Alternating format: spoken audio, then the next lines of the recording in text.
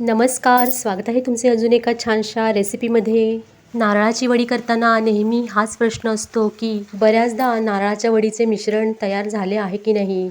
म्हणजे हे मिश्रण फारच घट्ट झाले तर वड्या व्यवस्थित कापल्या जात नाहीत. काही वेळेला वड्या कापताना कुस्करतात आणि मिश्रण फारच ओलसर आणि पातळ असेल तर वड्या चिकटसुद्धा होतात आणि त्याचा आकारसुद्धा वडीसारखा येत नाही. पण आज आपण कापताना अजिबात न कुस्करणाऱ्या आणि अजिबात चिवट चिकट न होणाऱ्या खोबऱ्याच्या वड्या करणार आहोत. आणि असे होऊ नये यासाठी मी एक तुम्हाला टिपसुद्धा देणार आहे. अगदी खुसखुशीत आणि तोंडात टाकताच विरघळणारी खोबऱ्याची वडी कशी करायची ते आपण पाहूया. नमस्कार, स्वागत आहे तुमचे माझ्या रेसिपी चॅनलमध्ये.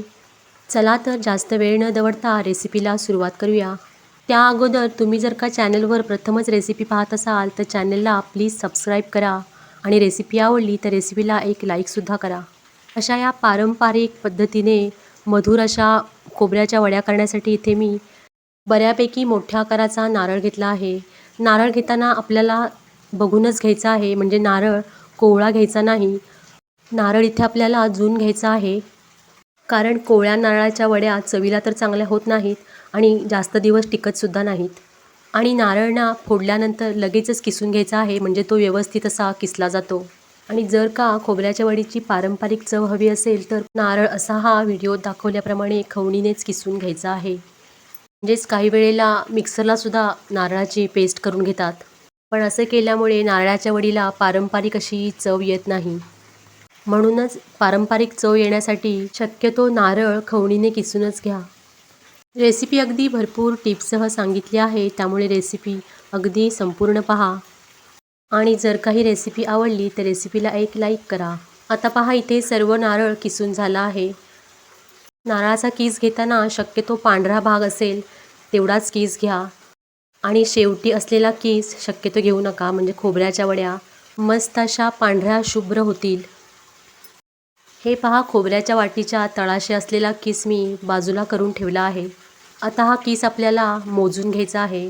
त्यासाठी इथे एक भांडे सेट करायचे आहे. म्हणजे ज्या वाटीने आपण नारळाचा कीस मोजला आहे त्याच वाटीने साखर मोजायची आहे. वाडग्यामध्ये कीस भरताना अगदी दाबून दाबून भरायचा आहे, म्हणजे साखर घेण्यासाठी सोपे जाते. असे केल्यामुळे वड्या फार गोड होणार नाहीत, अगदी परफेक्ट गोडीला वड्या होतील. आता हे पहा, इथे मी सर्व कीस दाबून दाबून असा भरला आहे. आता ज्या वाटीने नारळाचा कीस मोजला आहे त्याच वाटीने साखरसुद्धा मोजायची आहे. नारळाचा कीस 1 भांडे आहे तर पाऊण भांडे साखर घ्यायची आहे. माझ्याकडे सारख्याच आकाराचे 2 वाडगे असल्यामुळे मी वेगवेगळी साखर आणि खोबरे घेतले आहे. पण जर का तुमच्याकडे एकच वाटी असेल तर त्याच वाटीने साखर आणि खोबरे मोजून घ्या. चला तर आता वड्या कशा करायच्या ते पाहू. इथे मी गॅसवर कढई ठेवली आहे आणि कढईमध्ये 1 टीस्पून साजूक तूप घातले आहे. तूप थोडे गरम झाले की गॅस कमी करायचा आहे. नंतर त्यामध्ये मोजून घेतलेला खोबऱ्याचा कीस घालायचा आहे. आता हा खोबऱ्याचा कीस मंद गॅस करून छान असा परतून घ्यायचा आहे. असे केल्यामुळे खोबऱ्यातील पाण्याचा अंश थोडा कमी होतो आणि खोबरे ऑइल रिलीज करायला लागते आणि खोबऱ्यातील कच्चेपणा पण थोडासा दूर होतो. आता हा कीस 5 ते 7 मिनटं बारीक गॅस करून छान असा परतून घ्यायचा आहे. हे करत असताना खोबऱ्याचा कलर अजिबात बदलू द्यायचा नाही. खोबऱ्याचा कीस अगदी पांढरा शुभ्र राहिला पाहिजे, त्यासाठी गॅस अगदी मंद ठेवायचा आहे, म्हणजे वड्यासुद्धा अगदी पांढऱ्या शुभ्र होतील. आता इथे खोबऱ्याचा कीस परतून 5 ते 7 मिनटं मला झाली आहेत. आता यामध्ये मोजून घेतलेली वाडग्यातील साखर घालायची आहे. आता थोडा वेळ साखर विरघळेपर्यंत खोबरं आणि साखर व्यवस्थित असे मिक्स करून घ्यायचं आहे.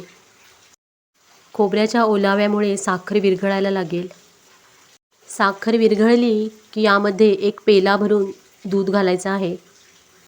म्हणजे हे दूध जवळपास 200 ml आहे. म्हणजे एका नारळासाठी 1 पेला दूध पुरेसे आहे. आता हे सर्व एकत्रित मिश्रण छान असे उकळी येईपर्यंत ढवळून घ्यायचं आहे. 1 ते 2 मिनिटांनी यामध्ये 2 टीस्पून दुधावरची साई घालायची आहे. तुम्ही या ठिकाणी खवासुद्धा घालू शकता, पण खव्यामुळे वडीचा कलर पांढरा शुभ्र येणार नाही. दुधावरची साई तर सगळ्यांकडेच उपलब्ध असते, त्यामुळे तुम्हीसुद्धा दुधावरची साई घाला. आता हे वडीचे मिश्रण तिकडे शिजत आहे तोपर्यंत इथे ज्याच्यावर वडी थापायची आहे त्या पोळपाटावर तूप लावून घेणार आहे. किंवा तुम्ही बटर पेपरवर किंवा ताटामध्ये सुद्धा वडी ही थापू शकता. परंतु वडी थापण्या अगोदर त्याला तुपाचा हात लावून घ्या, म्हणजे वडी खालून चिकटणार नाही. इथे आता थोडे लाटण्याला सुद्धा मी तूप लावून घेतले आहे. आता हे मिश्रण सतत बारीक गॅसवरती ढवळत राहायचे आहे आणि आजूबाजूला जे काही मिश्रण लागले असेल ते सुद्धा व्यवस्थित असे काढून घ्यायचं आहे. आता श्रावण महिना जवळच येत आहे आणि श्रावणामध्ये बरीचशी व्रतवैकल्य केली जातात. त्यामुळे नैवेद्यासाठी तुम्ही अशी खोबऱ्याची वडी करू शकता. हे पहा, इथे आता मला मिश्रण ढवळताना 5 ते 7 मिनटं झाली आहेत आणि हे मिश्रण थोडेसे घट्टसुद्धा झाले आहे.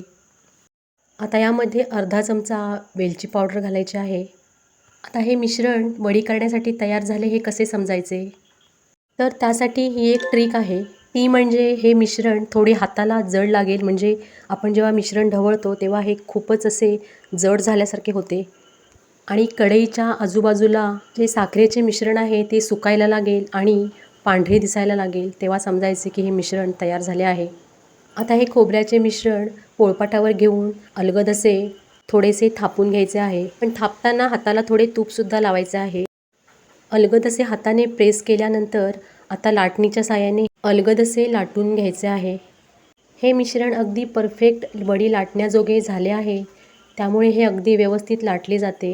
लाटताना काठावरचा भागसुद्धा थोडा हाताने प्रेस करून व्यवस्थित असा दाबून घ्यायचा आहे आणि पोळपाट थोडे गोल गोल फिरवून व्यवस्थित असं लाटून घ्यायचं आहे.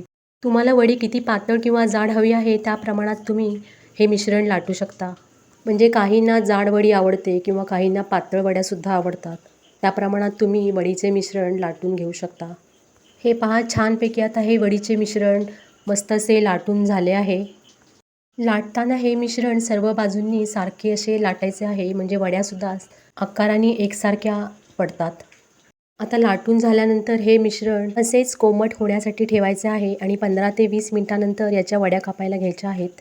या वड्यांना लागणाऱ्या सर्व साहित्याचे प्रमाण मी डिस्क्रिप्शन बॉक्समध्ये दिले आहे, नक्की चेक करा. वड्या कापताना व्यवस्थित अशा एकसारख्या आकाराच्या कापायच्या आहेत.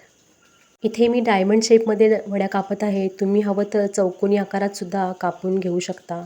हे पहा, किती मस्त अशा वड्या पडत आहेत. सांगितलेल्या खोबऱ्याच्या आणि साखरेच्या प्रमाणामध्ये व्यवस्थित अशा परफेक्ट वड्या होतात. आता हे थापलेल्या वड्यांचे मिश्रण 1 ते 1.5 तास असे सुकू द्यायचे आहे. आणखीन सुकल्यानंतर वड्या अशा सोडवून घ्यायच्या आहेत. घरामध्ये देवाचे बरेचसे नारळ साठलेले असतात, त्यावेळेला तुम्ही अशा वड्या करून पाहू शकता. पहा, वडी किती मस्त झाली आहे आणि ही वडी चवीलासुद्धा तितकीच सुंदर लागते. सांगितलेल्या प्रमाणाच्या वड्या तुम्हीसुद्धा करून पहा आणि कशा झाल्या हे कमेंटमध्ये मला नक्की सांगा. आणि ही रेसिपी तुम्ही तुमच्या नातेवाईकांमध्ये नक्की शेअरसुद्धा करा. हे पहा, खोबऱ्याच्या वड्या किती मस्त दिसत आहेत. अशी ही नारळाच्या वड्यांची रेसिपी तुम्हाला आवडली असेल तर रेसिपीला एक लाईक करा. आणखीन चॅनलवर नवीन असाल तर चॅनलला प्लीज सबस्क्राईबसुद्धा करा. आणखीन बाजूला दिलेल्या बेलवर क्लिक करा, म्हणजे येणाऱ्या व्हिडिओची नोटिफिकेशन तुम्हाला सगळ्यात अगोदर येईल. हे पहा, इथे आता तुम्हाला एक वडी मी तोडूनसुद्धा दाखवते. किती खुसखुशीत झाली आहे, तुम्ही पाहू शकता. अशा नारळाच्या वड्या तुम्हीसुद्धा करून पहा. रेसिपी पाहिल्याबद्दल सगळ्यांचे खूप खूप धन्यवाद. आता भेटू पुढील रेसिपीमध्ये. तोपर्यंत नमस्कार.